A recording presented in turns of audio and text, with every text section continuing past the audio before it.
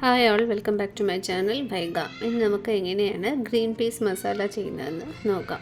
അതിനാദ്യം നല്ല ഫ്രഷ് ആയിട്ടുള്ള പയർ നന്നായിട്ട് ക്ലീൻ ചെയ്ത് മാറ്റി വയ്ക്കുക. ഒരു പാനിൽ 1 സ്പൂൺ ജീരകം, 1 സ്പൂൺ പെരുംജീരകം, ഒരു 2 കഷ്ണം കറുകാപ്പട്ട, 2 ഏലക്ക, 1 ടീസ്പൂൺ കുരുമുളക്, ഒരു 2 ഗ്രാമ്പൂ, ഇത്രയും ഒന്ന് ചെറുതായിട്ട് ചൂടാക്കി പൗഡർ ചെയ്ത് വയ്ക്കുക.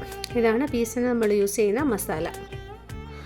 വേറൊരു പാനിൽ എണ്ണ ഒഴിച്ച് ഒരു സവാള ചെറുതായിട്ട് അരിഞ്ഞ് നന്നായിട്ട് വഴറ്റിയെടുക്കുക.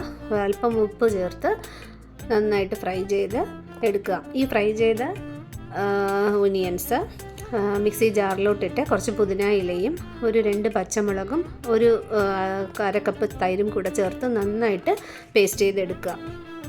വേറൊരു പാൻ അടുപ്പത്ത് വെച്ചിട്ട്, അല്ലെങ്കിൽ ആ പാനിൽ തന്നെ അല്പം എണ്ണ ഒഴിച്ച് ജിഞ്ചർ ഗാർലിക് പേസ്റ്റും ക്ലീൻ ചെയ്ത് വെച്ചിരിക്കുന്ന പീസും കൂടെ ചേർത്ത് ഒന്ന് ഫ്രൈ ചെയ്തതിന് ശേഷം പൗഡർ ചെയ്ത മസാലയും, ഒരു 1/2 ടീസ്പൂൺ മഞ്ഞൾപ്പൊടി, 1 ടീസ്പൂൺ മുളക് പൊടി, ഇത്രയും ചേർത്ത് നന്നായിട്ട് ഒന്ന് ഇളക്കി കൊടുക്കുക.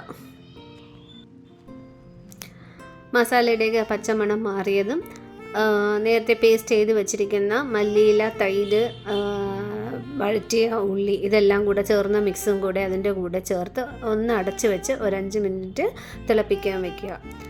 അതിനുശേഷം ഉപ്പിൻ്റെ കൺസിസ്റ്റൻസി നോക്കി ഇറക്കാൻ സമയത്ത്